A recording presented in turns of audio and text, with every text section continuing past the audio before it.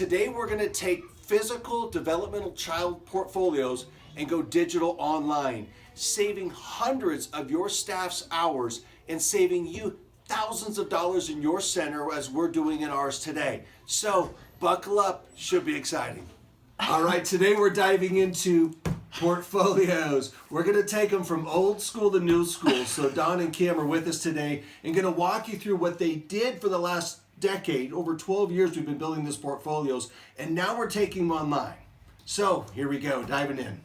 All right, so here is an example of a completed portfolio. This is the cover page that you're looking at. Depending on the classroom and the theme that they start out with for the school year, this picture may look different. This child started in our pre-K program. She ended up coming to the preschool program. So in their classroom, they did a back-to-school theme. If she had been in our classroom, we had a farm theme going on. So it all just depends on the classroom. We start out the portfolio with a personal, social, and emotional development section. These will all have exactly what you're looking for, what we're tracking, and why we're putting these together. What we watch in the children is they develop, so it'll explain all that, which is exactly what goes in this section. This will be one of your primary pages, but you can also, we don't have any more, but you can also add some additional pages of any of the photos that you get in these areas. So this is a page that we like to play off of for conferences. So we like to have this completed typically within the first month of the school year. This is the special friends, so this singles this child out at our circle time. We're able to see how they do standing up in front of their peers, counting the children who are there today, finding the letters in their name. So this page may, again, look a little different depending on the classroom and how they run their circle time. Again, this is your language and literacy, so it is similar to these, has all the explanation of what's going to go in here. This is all going to be, you can have a lot of your written, a lot of your oral of your reading, and you'll see our examples on here. Will show you exactly a few things of those. So Elena right here is signing in, which is something that we do every day. Just from that picture alone, you can see her pencil grasp, her fine motor skills as she attempts to write or trace the letters in her name. We've got some reading. This was a book that we read at our circle time, then we put it out as a center. You see the two children interacting with each other, revisiting the book and the finger play. This will also help you recognize handedness in children. Some will be ambidextrous, some will be dominant, some might be weak in a hand, so they'll switch. You'll need to watch that and make sure you're paying attention to if they're needing help in that area or if they have some weaknesses.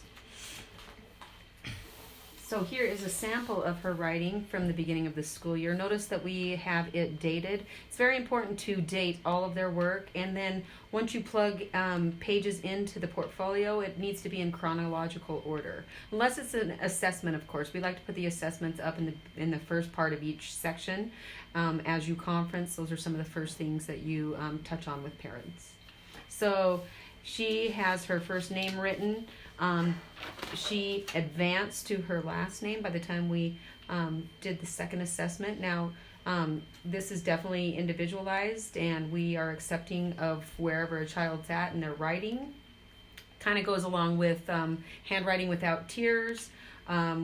We just encourage children to practice, and we accept where they're at in that writing. Even at this point in the year, we may have some that only can get certain letters, or they're still making just letter formations.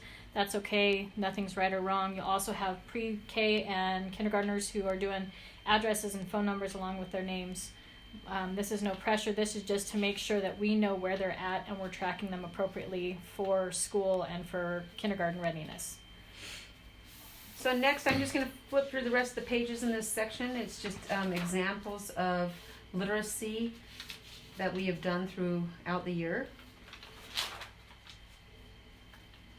You'll just want to make sure you are dating every piece that you're putting in and make sure they're in order. Because some of these activities you do revisit and you're able to compare what they did at the beginning of the year with the activity, the same activity that you did with them at the end of the year or throughout the year.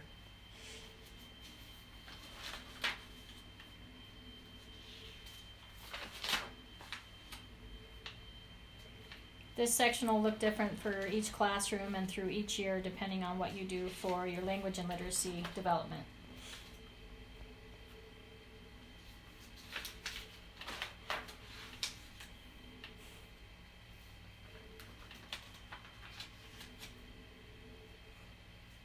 If you notice, some of that work in there looked like art, but that's the thing about a lot of the things that we do in our small groups, our plop and do's.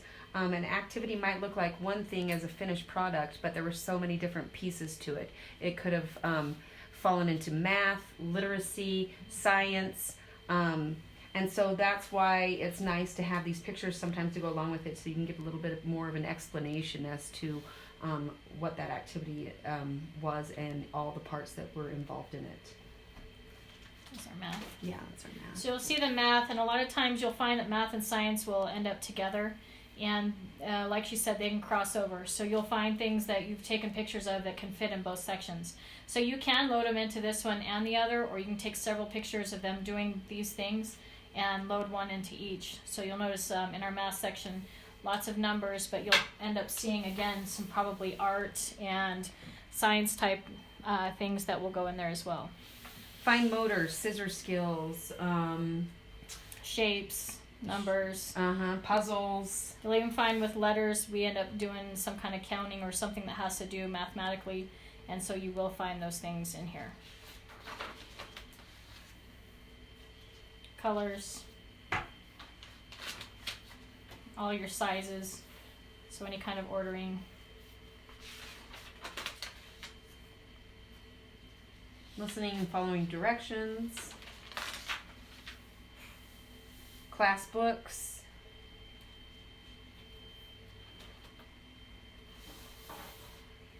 So this also counted as a fine motor because they had to trace all the shapes. So it's still in a math, but you can also let parents know how they're doing fine motor wise. You can tell with her, she's doing very well. Her name's doing well. So it does show a lot of progress in every area. Oh, and it's 2 pages, that's why. Size differences. That's all going to be in your math.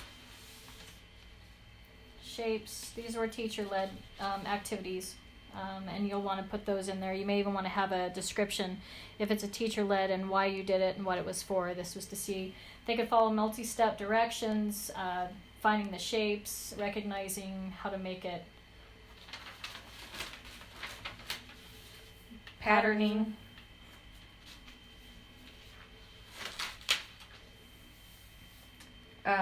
Patterning at the art easel. So again, you've got a little bit of art. You've also got some math involved there. Counting how tall they were. They did this, the kids did this themselves, and we took the pictures. So this was a good activity for them. Cutting.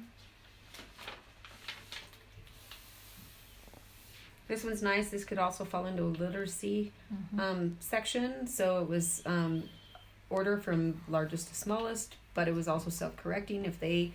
We pointed it out, but if they noticed that it was A, B, C, and D, so alphabetical order as well.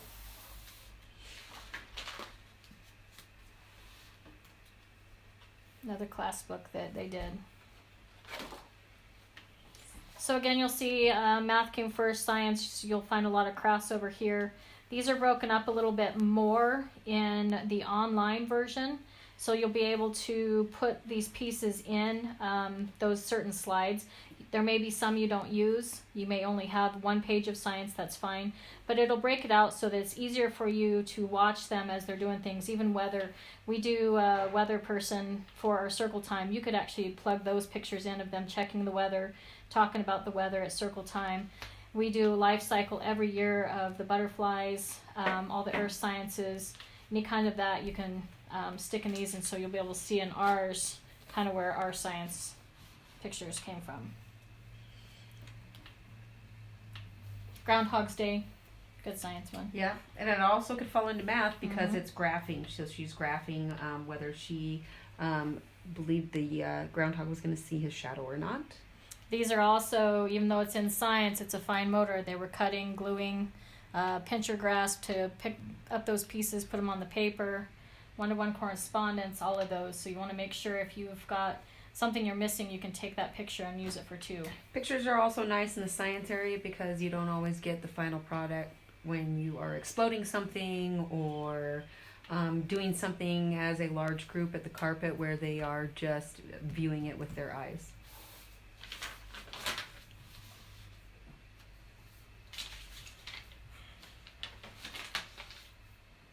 You notice all of these are more about the science, the weather, the physical sciences, all of that.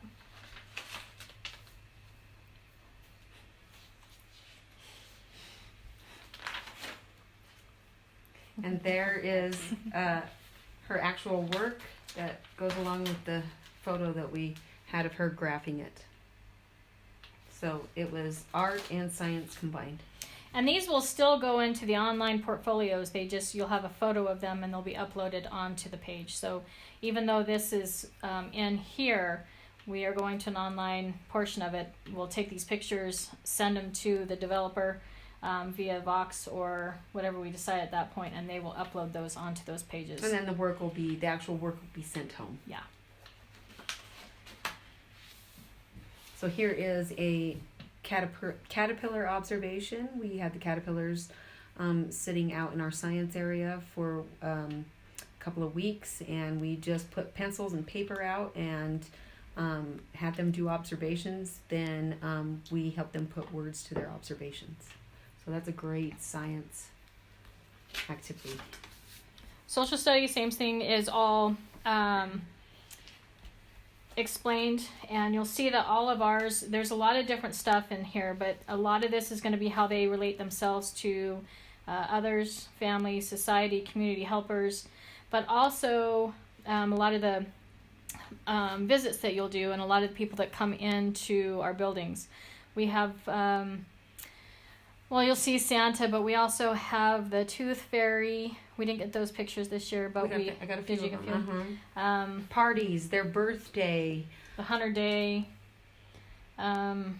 Field trips fall into this category. And if you notice that there's a lot more pictures in social studies than there is in any other. If you get 3 really good pictures of a child doing things in each section, that is perfect. Social studies is because you have those field trips and parties and things that you can add into this section. So you might see more pictures than 3. Grandparents' Day, Mother's Day luncheons, the Thanksgiving, you might have photos of all of that could go into a lot of different areas, but in here for sure. You'll notice self-portraits, we were talking about this. They can go, they're good in this area because you'll be able to tell how they relate to family and others in social studies, but it can also go back here in the very beginning in their personal, social, emotional, because it does talk about their independence, self-help, how they view themselves. These can go in 2 spots, so if you want to take copies and put one here and put one in there, that works as well, so that parents can see the difference in their portraits. These will also, you'll notice, even though they're chronological, these 2 are together, one at the beginning of the year, one at the end of the year, so that we can see the changes in how they create themselves and others. See, she noticed she added a lot of detail that she didn't have at the beginning of the year. Yeah, it says a lot about where they are in their learning as far as the details that they add. And we usually have them go stand in front of the mirror and look at themselves from head to toe before they head to the table to try and remember what they look like. We talk to them about the clothing that they have on and what colors, and then we just let them go to town. So, and these are definitely a very vital part. You'll notice we'll have some kids at the beginning, it's just a scribble. By the end, they can at least make a potato form, yeah, that with some arms and legs, hopefully some eyes. But you want to definitely get these first of the year. You can even set these up in your small groups, all of their name samples, self-portraits, family portraits, in your small groups at the beginning of the year, and then again, we do ours in March so we can do conferences in April. You'll want to do it again. Then you notice family portraits are the same way. Beginning of the year and end of the year, and you'll notice differences in how they develop. That's a human, by the way. Her other family one. We didn't get. We hadn't gotten that one yet, but yeah. And then we dictate on a lot of their art so that we understand and they understand. We do understand their drawings and who's here, and it's good for the parents who will be looking at this, or even future teachers. The human, good one. This was actually when we had a visit from the Tooth Fairy, and so this was an activity that we had done either prior to or after the visit with the Tooth Fairy, just to kind of solidify some of the things that they learned from our guest speaker. And we talked about eating healthy and what was healthy and unhealthy foods. That's all part of how science. many times a day you should brush your teeth, that Right. type of thing. Again, all laid out, and this looks different in the online. You'll see it. This is pretty similar, but there's a ton of pages, not only for photos, but for all the art. You'll notice that this section a lot of times is a lot bigger because we do art, and we have free art available every day. We have teacher-led art quite often, and then art easel, of course, so there'll be a ton of. And it's real nice to have a variety of both. They're free art if you can snag that from them. We always typically ask them, hey, can I put this in your special book? They're a little more willing to give that up. And then, again, adding some verbiage to their pictures is really nice. You'll notice, too, I think on the online it does list a little bit more. This also includes a lot of your music and movement you can put into arts and creativity. You can also our programs, the programs that we do, Thanksgiving, Christmas. When we sing program. the songs, yep. And you'll also notice too that you can use some of the creativity part when they're making stuff up. So if they're pretend playing, if they're using something for something else, if they're in housekeeping and doing something, it doesn't have to be just a drawn or painted art. This can be a lot of different creative areas. You notice this is our program for Thanksgiving. Yeah.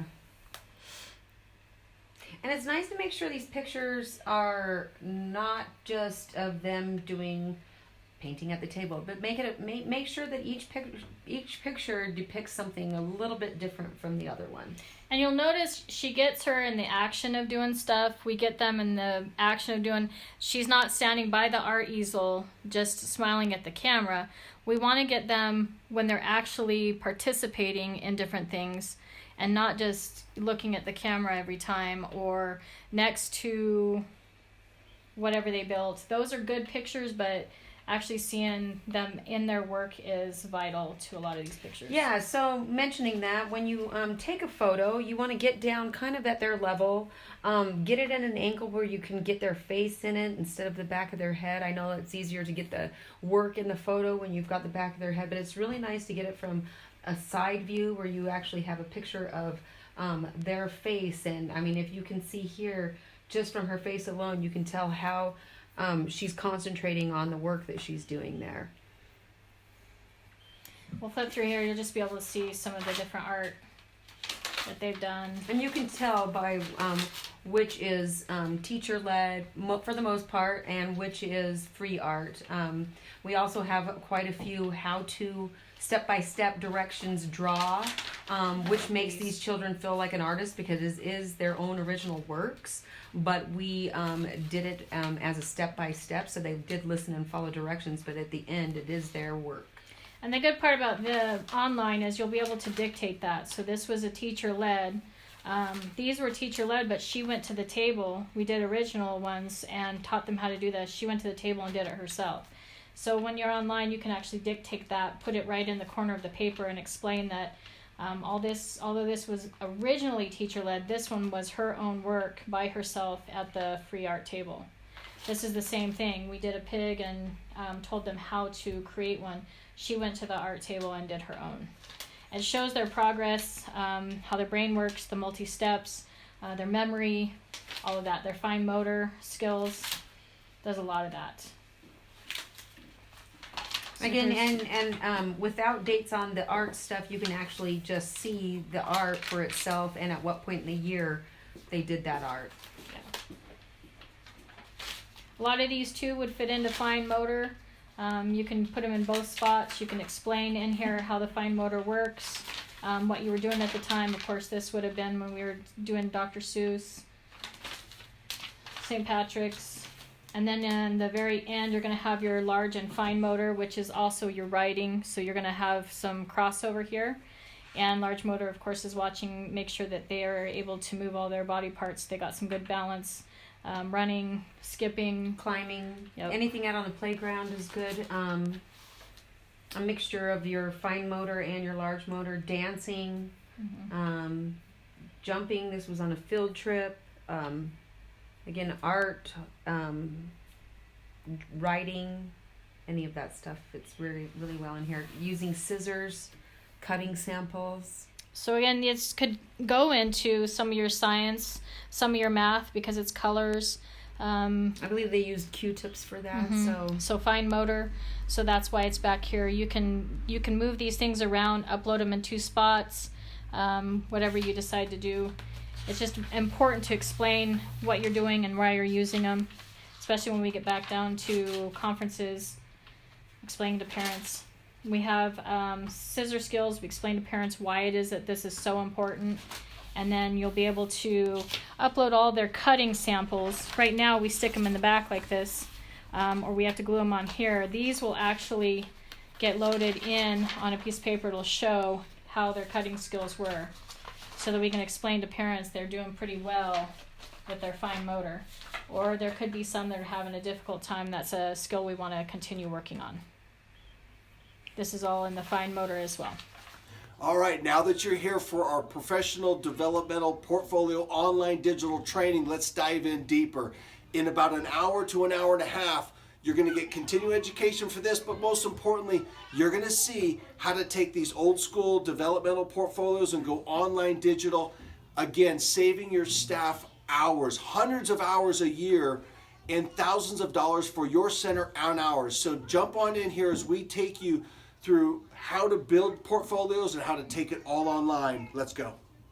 So here is the online portfolio that we will be going to. This one is a sample one that's up, and then we will show you the blank. So we'll be toggling back and forth between the two. This one is one that we created just for a training to see how this was going to work. So this is going to be your cover page. It does not have to look like this. As we talked about, the ones that are the tangible ones, you can see they had themed ones. So you saw the school bus. We did ours in farm. You can still take those photos and upload them into here. You can also use pictures that you're taking of the kids as they're doing other things and load them into your portfolio page and have, like this one, 3 different photos. So you can do either way. The original page will look like this. It will explain, it'll explain what you want to do. Put your photos in here. Once you upload it, the developer will put those in there for you. You'll just want to make sure you tell her what page, that's the cover page and that's where it's going. These are in all of the portfolios, explains why it is we do what we do. You'll notice that there'll be pages to add photos of their play. Here's the one that describes exactly what's going in the section. And here's your circle time page, which will be here. So this one we have 1 photo. You would typically have 3. You saw the ones that we had. It explained giving the high fives, counting the friends, and pointing out their letters. All 3 of those will go on this page, and the descriptions will go right next to the photo. So it'll be similar to this, where the instructions are right there of what the kids are doing, but it will be their 3 circle time. So when they're special friend, you want to get these photos done by within the first month or so of the school year. I would say by October you should have these done. These are going to allow for parents to see in those first conferences kind of what the rest of the pages are going to look like. And it's important to show them kind of some of the things that we're starting off in the year. So, of course, the beginning of the year will be learning friends, rules, schedule routines of the classroom, how to play in centers, clean up, that type of thing. You'll want to get those initially done. Moves into, here's some cooperative play. All of these are in the sample portfolio. So here's Good Morning Friends. You're going to see the cooperative play. Here's solitary, parallel, and associative, and there's cooperative. So as you get through the portfolio, you can add photos here. If you do not use these slides, you'll want to delete them. Don't leave them in blank, and the developer will do that for you if you let them know. I will not have a picture of, say, solitary. They may be past this point. They may already be into cooperative play, and so you may not need a couple of these slides, and so that's some okay. of these pages are essential, and some of them you can eliminate depending Yes. on the child and what you have for them. Yeah, and to their include in that developmental portfolio. area and what classroom they're in. And you'll notice in this one, these are their self-portraits. And in the tangible one, you'll notice we put them into social studies.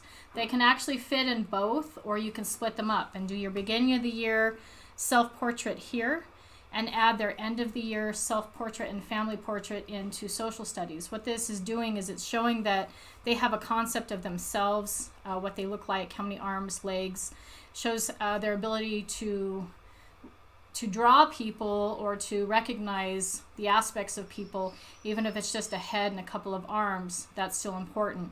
As you get towards the end of the year, you're going to notice that they add detail, and it's okay to add those into social studies in order to show that they can differentiate between how many arms they have, fingers now and toes, how many family members they have compared to somebody else, how they relate to community and to their classroom. So you can put the self-portrait, family portrait in either area. You can do a beginning and the end of the year, which is required, and you can put them both here, both in social studies, or split them up. Now these you'll want to get done in that first month as well. So these should be scheduled within your first few weeks of school. Get your initial self-portrait, your initial family portrait, as well as a name sample, and we want those done by October as well. So you can use these assessments as your initial small group. So when you're introducing how the classroom flow goes, moving from circle time to small group,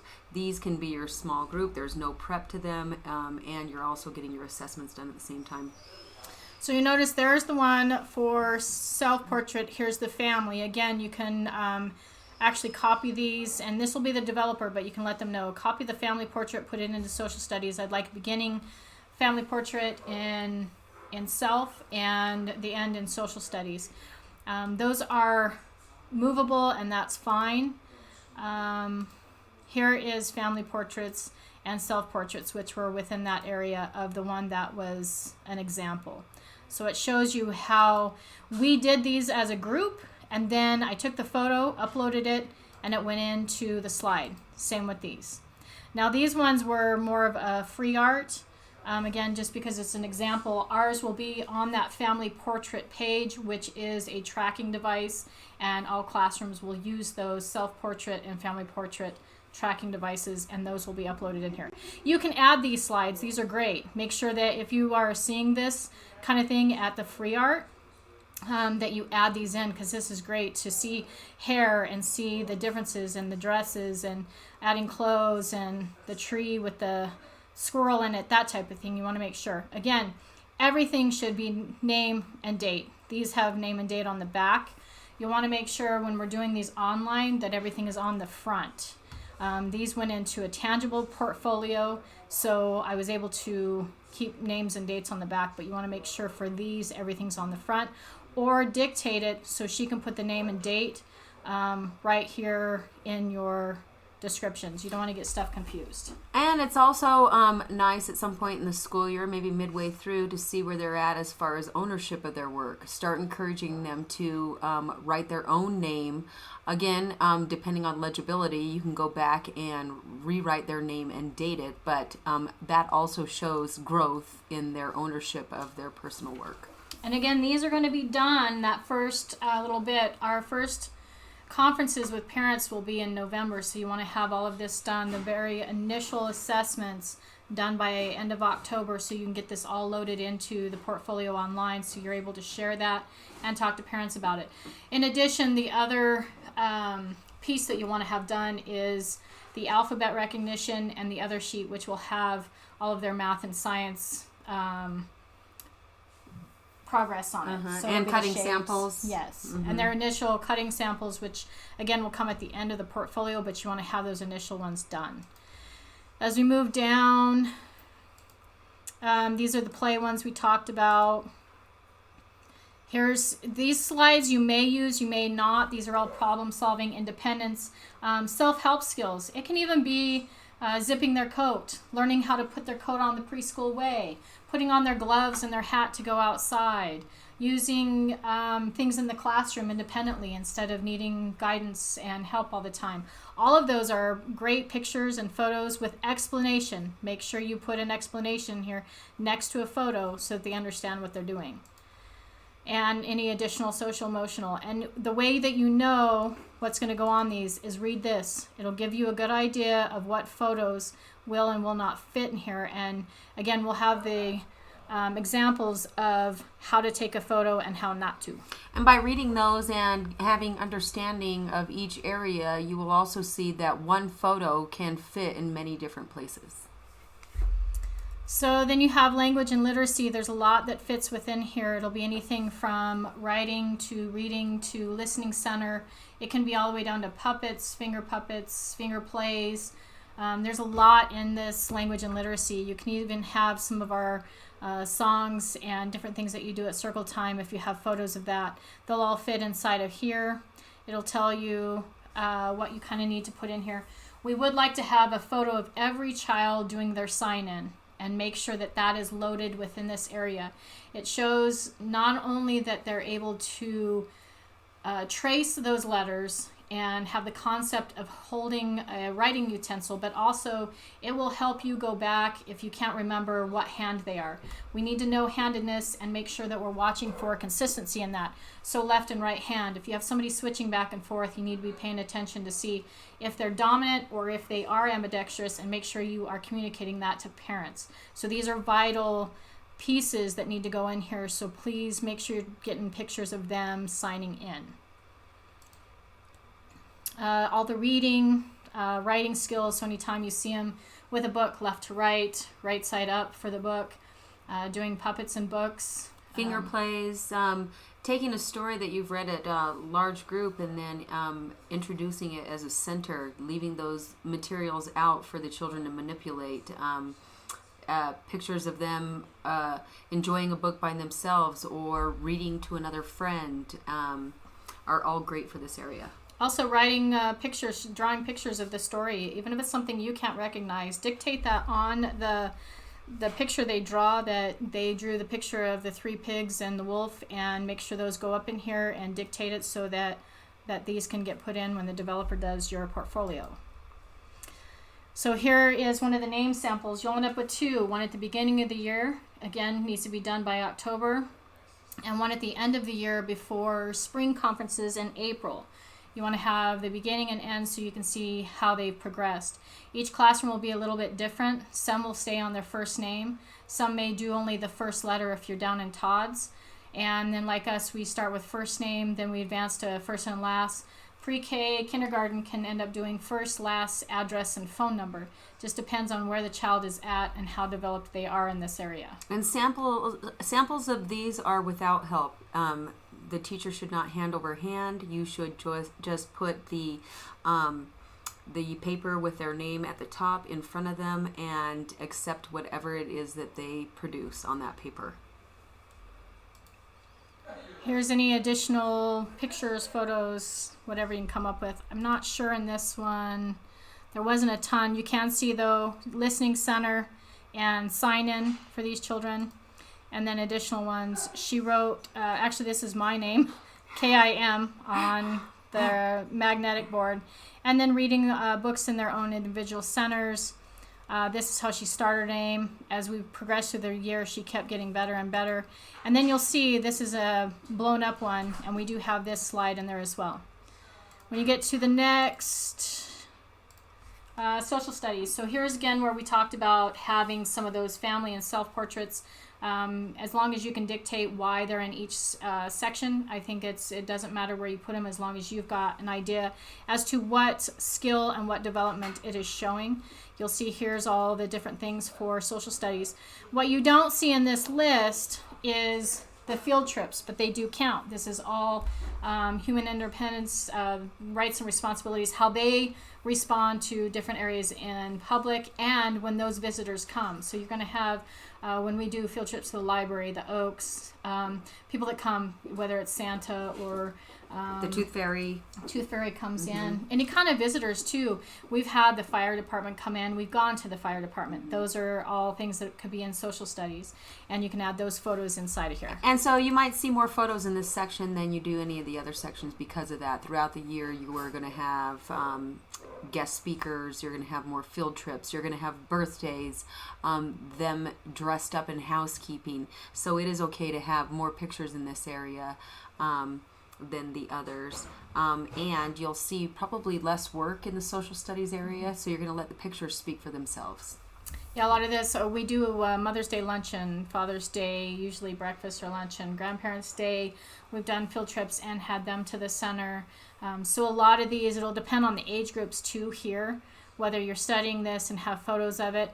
We are getting into sign language and Spanish more in the classroom, so anything that you can include in that area is going to be great for this section to help out. Community, again, here's your list. Library, we do all the puppet shows, puppet theaters, all that. Museums, if you go to the dinosaur museum, anything in town, fire station, police station, all of that. So there's several slides. Anything you don't use will be removed so that this flows nicely when you share with parents.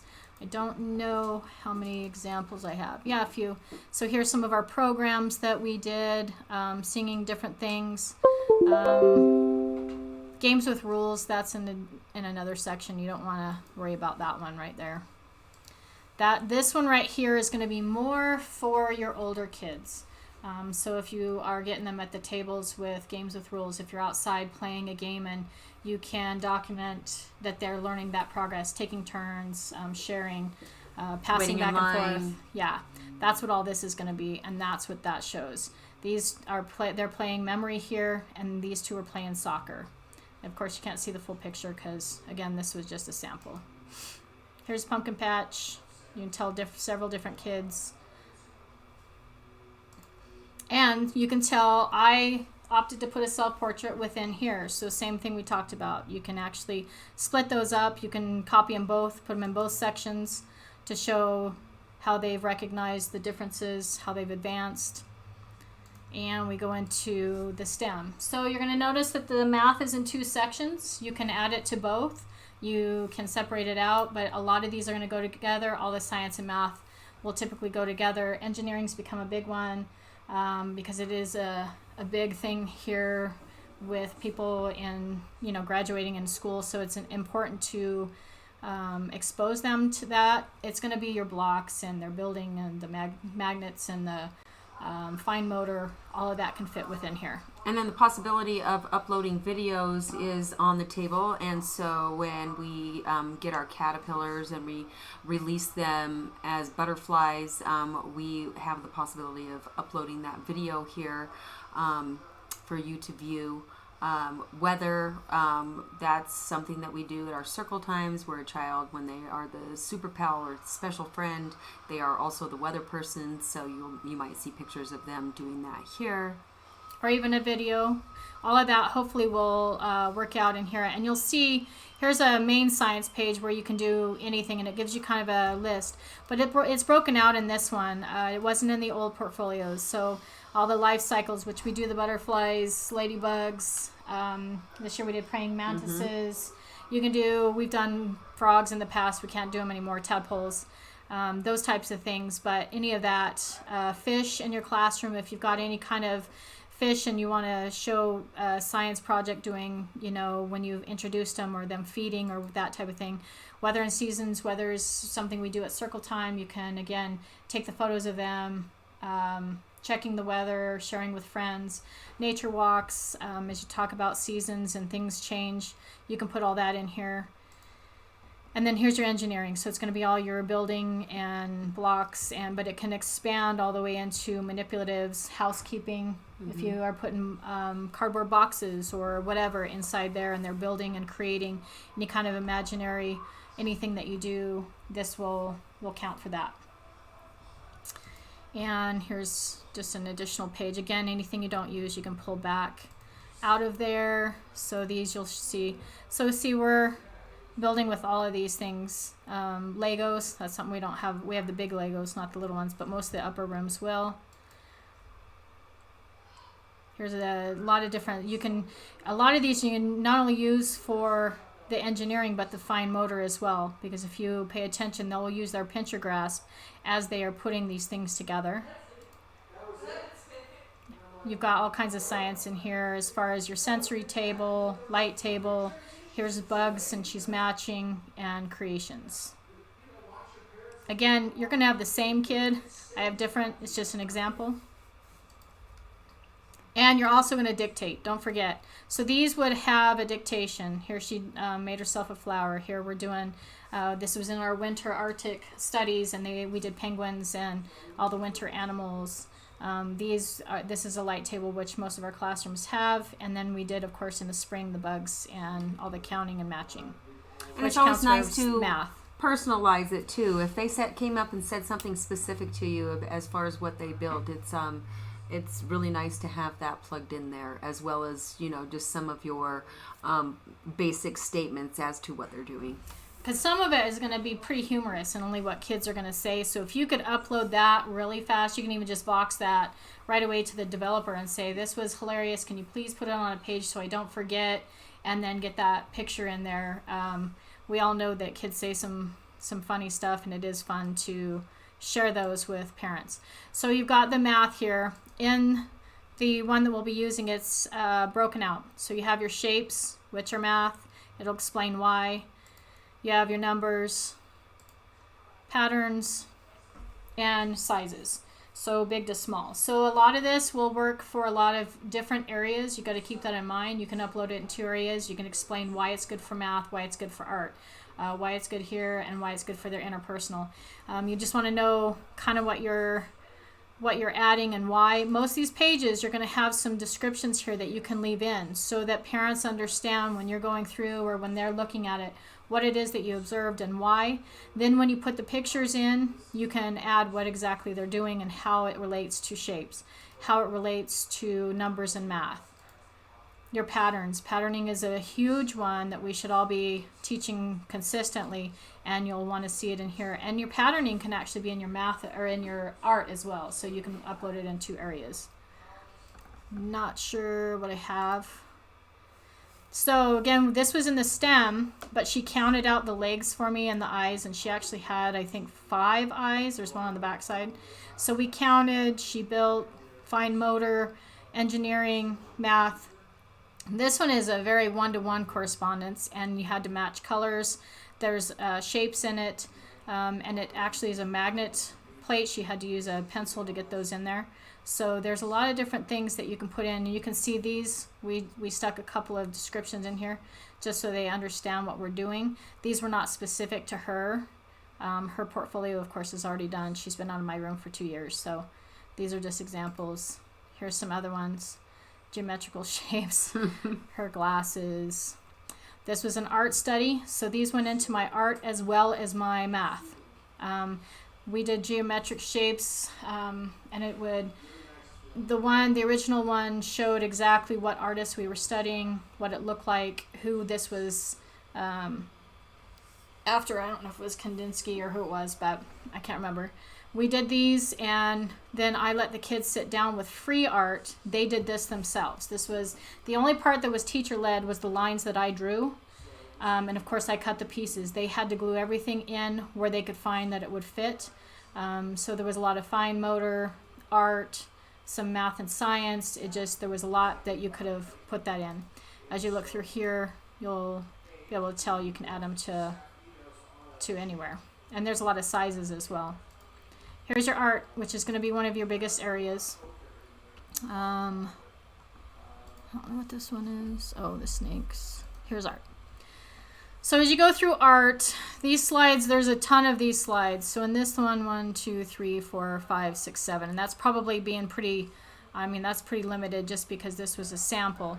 In here, you'll notice we put a lot of slides to put all your artwork in. You're going to do a ton of free art. You're going to do some teacher-led art. If you can dictate those so that parents know as you put in an art piece what it is.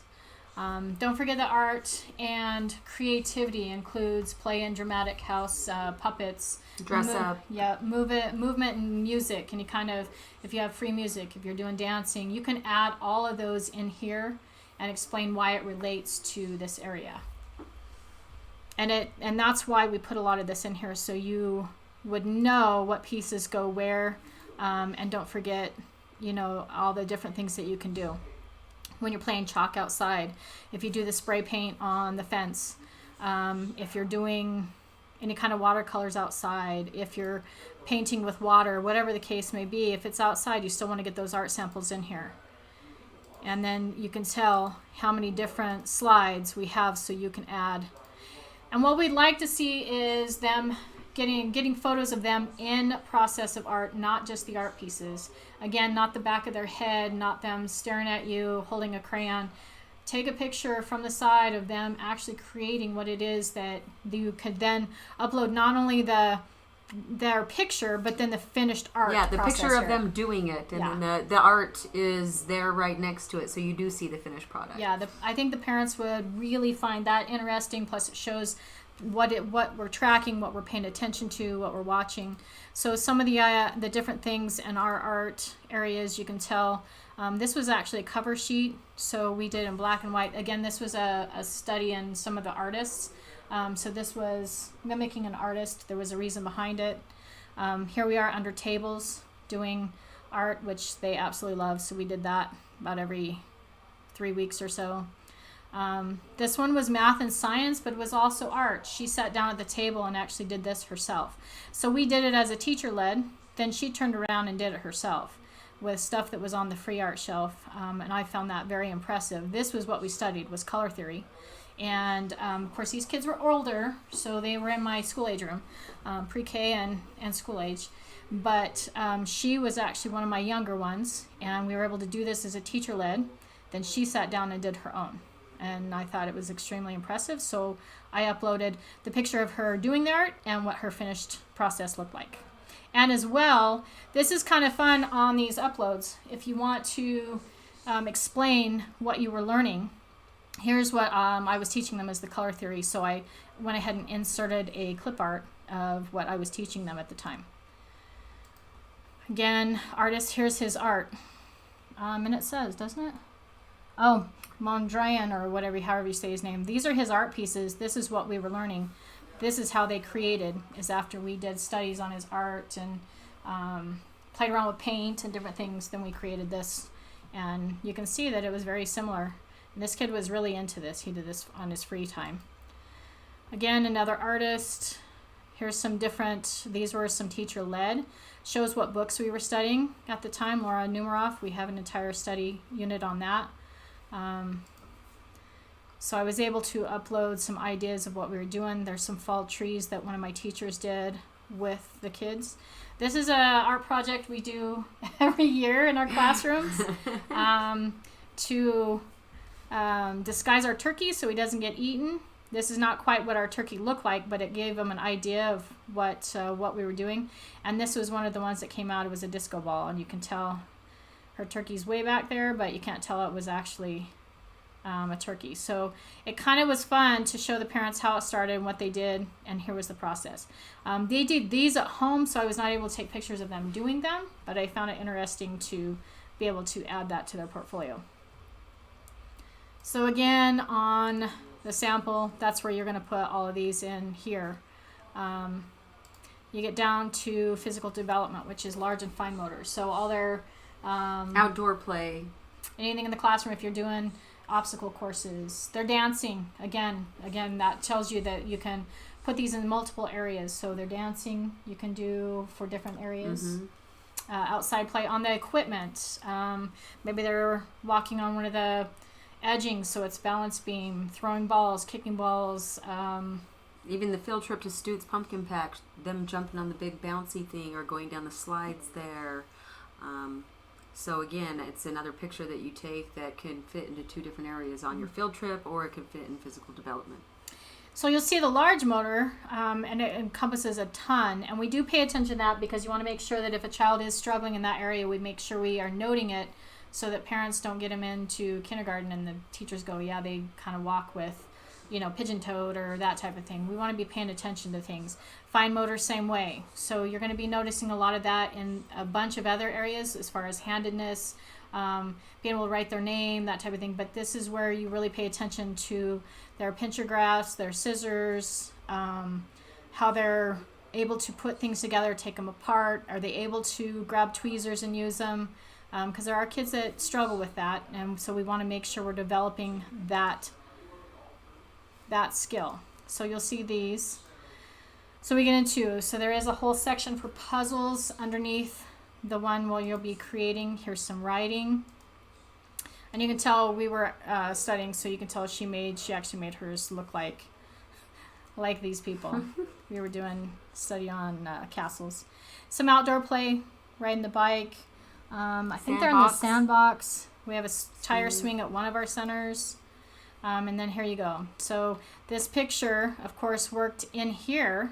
This is actually another child, but works here as well as back where we told you to make sure you're getting a picture of them doing their sign-in.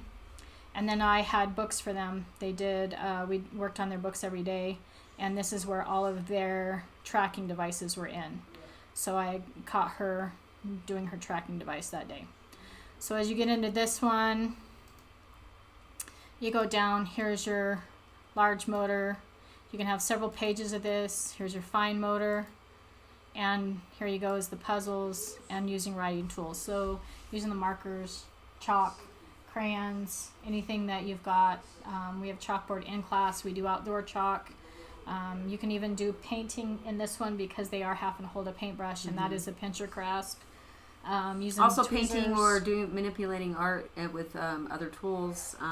glue, scissors, clothespins and puffballs, Q-tips, all of that. larger grasp, smaller grasp. If you paint with fruits and vegetables, a lot of that can come in here because it does show. If you're using the stamp pads, that's another one. Having them write their name in salt or sand.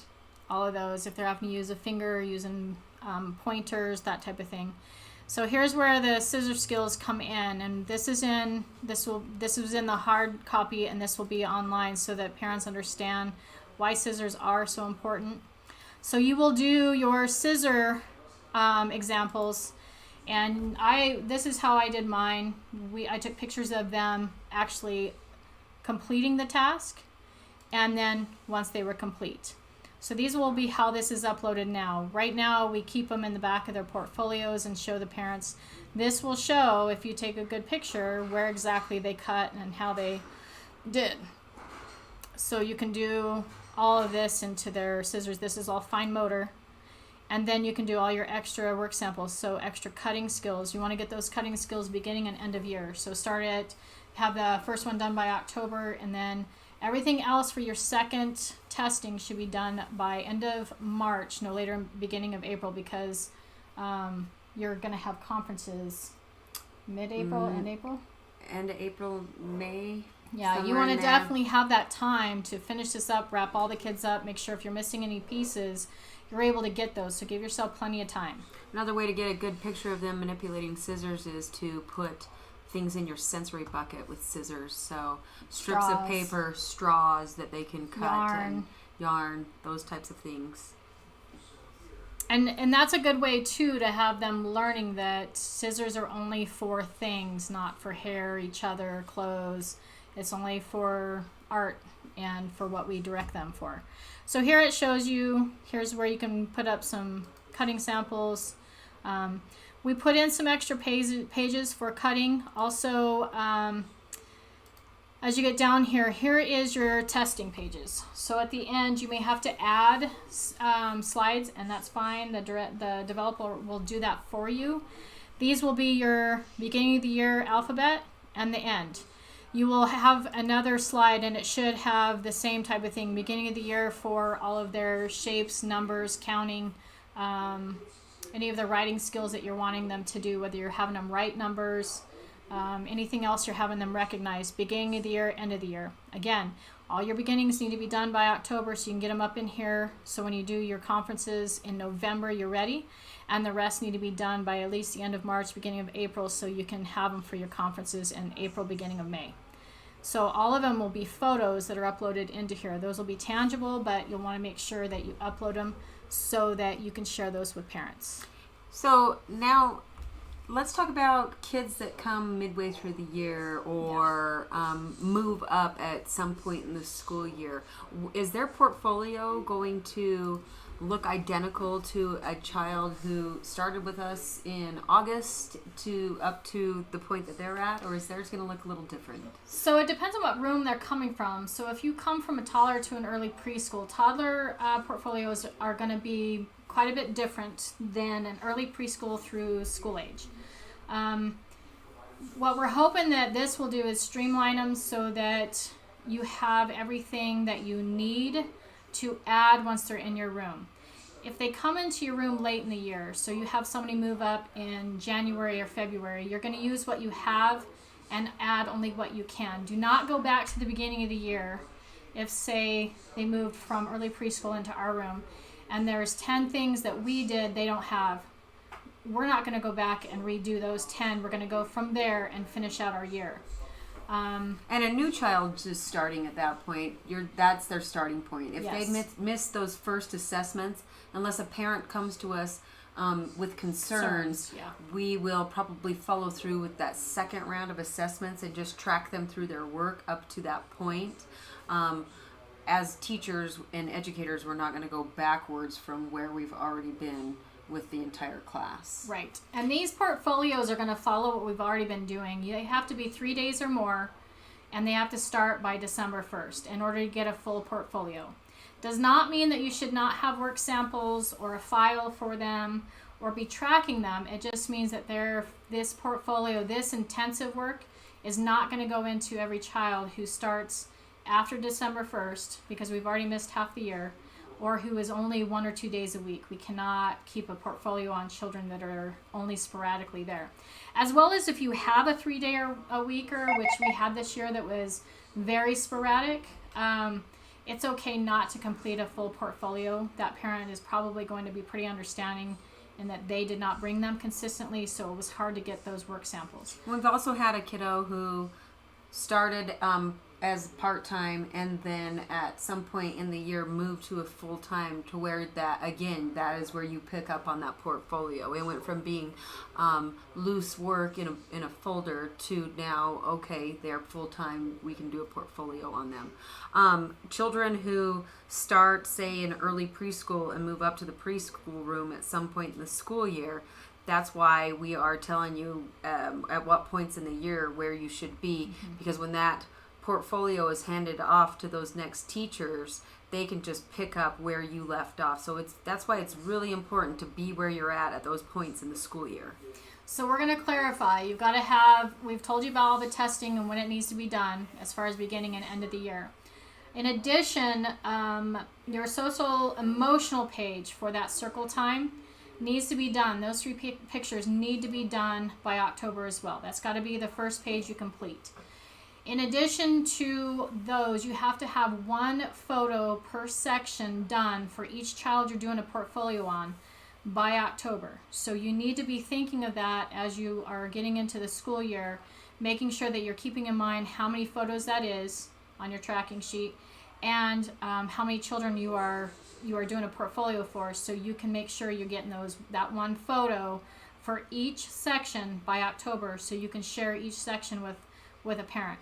By the time you roll around to January, end of December, beginning of January, you should have 2 photos plus all your completed sections, 2 photos in each section.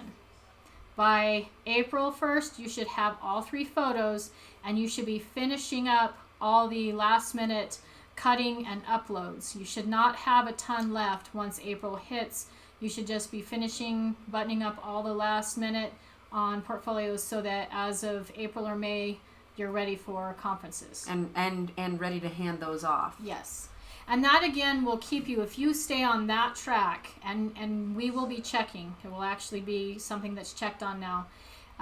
If you keep up with that, when you send a child up from TODS to early preschool, or preschool to preschool, preschool to pre-K, that work will be already in there so that that teacher is not starting from the beginning, because that is extremely frustrating, and we all should know that. So please make sure you're doing this. If you're having a hard time getting those photos, ask for help. You guys have enough staff in your classrooms, you need to be asking for help. When you take photos too, I know every teacher's a little different in how they take their pictures and how they track. Again, this is, the pictures serve as a progression of what the children are doing throughout their year, from where they started to where they are at the end. I suggest that you take pictures throughout the day. Some teachers like to follow one student throughout the day, but I feel like it's best to get them on different days in the different areas doing different things. Your outcome is going to be a lot different. Showing growth throughout that portfolio is going to be better. And I think that's why it's vital to make sure you're getting those first pictures done, then the second set when they're due, and then the third set. That way you're getting different pictures through the year and that progression in each area. It won't be the same thing of 3 pictures of them doing art easel in one day, which is we have seen. So we're going to really start buckling down on this and requiring a lot more. The good part is that you'll be able to do this part a lot easier because now you're not putting these together. That part of this work is going to be taken off your plate. So you should be able to focus more on making sure who you've got, what pictures are done, what's not completed, and making sure that those are done through the year and the work samples are all finished and completed. All right, we're going to talk about our portfolio tracking sheet. This is brand new. It's a work in progress, but we've got absolutely a great start here. So this is all for our Center for Discovery Kids. It's all on one sheet, and we literally have 10 classrooms. So down here, whoever is our portfolio designer that's putting these together, they can click through these different classrooms. So let's stick with Fruita Preschool right now. At the top of this sheet, we'll have the staff as well as their photos up there. And then we have the kids in alphabetical order by first name, their pictures, so that as a teacher, as Miss Dawn sends a picture of Arlo, the designer can see that picture and recognize, yeah, that's Arlo, so I know what portfolio it goes into. And when that happens, they'll go in here, they'll copy one of these stars, and they'll drop that star in there for their first picture of Arlo in that category. When something comes in from the staff member for language and literacy, she drops a couple in there. And when that third item for language and literacy for Arlo comes in, she'll paste another star. It will turn this category yellow. In this case, it turned that yellow too. And that's all formula based. So again, it's a work in progress. We'll dial those in. But it allows our staff to see what categories are completely done. So for Arlo, math is done, and the arts, as well as for Avery, she's got every category done completely.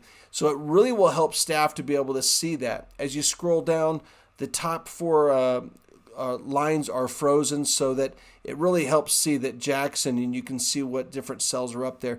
And staff will be able to look at this right on their phone by simply downloading the Google Sheets app. And they can manipulate that. They can't manipulate it, but they can see it right from their phone. All of the manipulation will be done by whoever is building the online portfolios. When they start dropping pictures in there, that's where it'll be manipulated here. So this is a view only for staff. We want to try to take the tracking management out of the staff's responsibility and simply give that to the designer so the staff can simply see what needs to be done.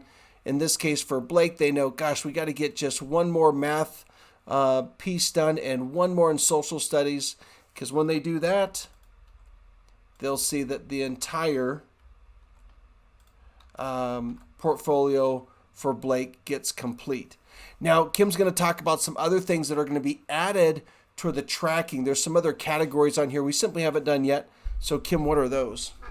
So the assessments will be in there. You got to do a beginning of the year assessment, end of the year. So those beginning of year need to be done by October. So those dates will be in there as they're required. There'll be alphabet, math, self-portrait, family portrait, the cutting skills, and their name samples. You got to get 2. Beginning of the year by October, and the end of the year by the end of end of March, beginning of April. Because of conferences in November and April, May, you want to make sure those are all done. So we'll be adding the assessments piece. It will do the same thing. It will be starred. It will tell you when they're complete in March or April. As well, there will be dates added to each of these sections so that you don't forget. By October, you should have all of your special friends, circle time pictures done. Those are the ones under personal and social emotional. You need to have 1 picture in each area and the first assessment done by that October date. Then by January 1st, you should have 2 pictures in each section. So as we go through, there will be some kind of evaluation that will be sent back to you if you are short on any of those. It will flag it, and they will let you know, the developer will, that you are short pictures in some of these sections. By January 1st, 2 pictures in each section, social emotional completed, and the first assessments completed. By the end of March, beginning of April, all 3 pictures should be done. You should be completing the second set of assessments, which will again be on there. It'll show you whether they're done or not. And you should be finishing up any work inside these portfolios and adding any of the rest of their art, any of the tangible pieces that you'll be putting in. All of those photos should be uploaded and sent off to the developer, and they will have them in for you. So by end of March, beginning of April, that should be finished up. All right. Well, again, work in progress. This sheet will continue to change and evolve as we continue to add more tracking in there to make this successful. So thanks for being a part of the journey. So now we're going to take you inside the classroom and show you what to take pictures of and what not to take pictures of and how to take them. When you're ready to take a picture, open your Voxer. Take the picture right from Voxer. Open the individual you're going to be sending it to, which is your portfolio designer, whoever that might be. And then take the picture right from Voxer. In this case, we're going to take a picture of special friends. And then we can send that picture and then send a message to them. Hey, make sure you put this picture in Dawn and Kim's portfolio under special friends. All right. Your tech or portfolio designer on the other end is going to receive this right in their Voxer, which they can open up on their computer. So they can play the message. Hey, make sure you put this picture in Dawn and Kim's portfolio under special friends. All right, they're going to be able to come over here. They're going to download the photo. They're going to grab it and literally drag it right into here. And there they'll be able to reshape it and organize it so it looks great and fits right into the online portfolio. You can add additional pictures later into this screen, and off you go. This is how this portfolio is going to be physically built between the classroom to the online portfolio. Today we're going to be talking about portfolio pictures, how to take them, what to take, what not to take, and how to send them to our portfolio designer through Voxer. Follow me. So here we have a couple of preschoolers. They're working at our art center.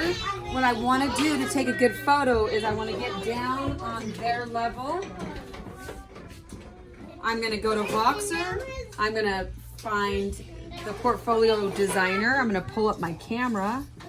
So here I am down at eye level. I'm going to try and get an angle where I have their face and what they are doing in the picture. I took that photo. I've got Clara doing art. I'm going to send that to the portfolio designer, and I'm going to let her know where that needs to go. And you can also tell the child, I want to take a picture of what you're doing, and that usually will get them to go back to work. I want to get a picture of you guys playing cars. Okay, go ahead. So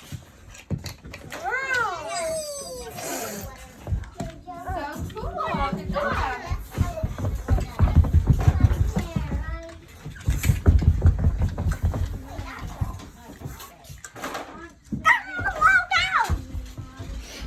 There we have his face. We have a picture of him playing cars.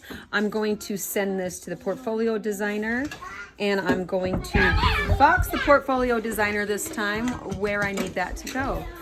This is a picture of Owen, and if you could please put this in the math section for blocks and cars.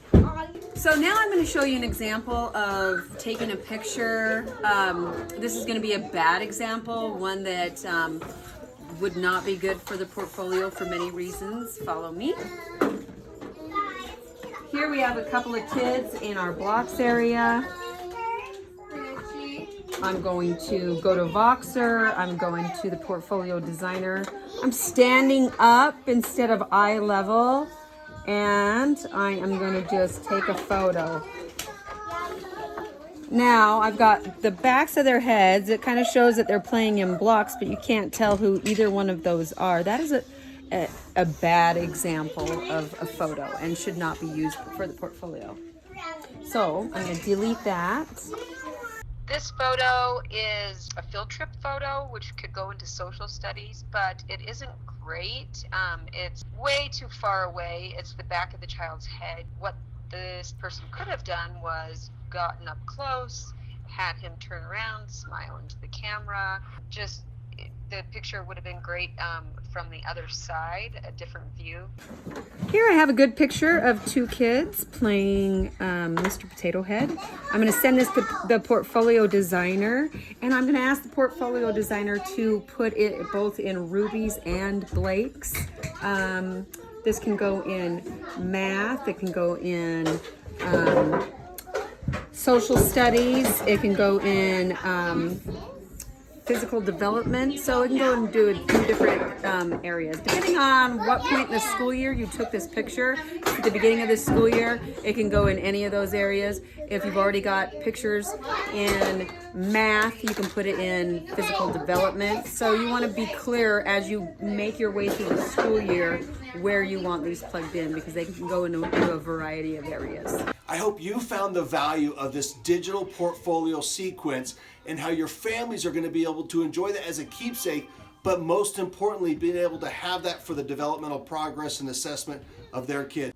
If you found the content of this video resourceful, don't forget to like the video, subscribe to our channel so you don't miss out on future content. Thanks for watching.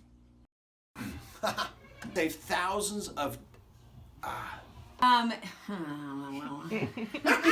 their kids.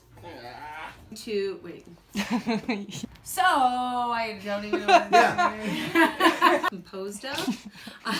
Yeah, that was bad, huh?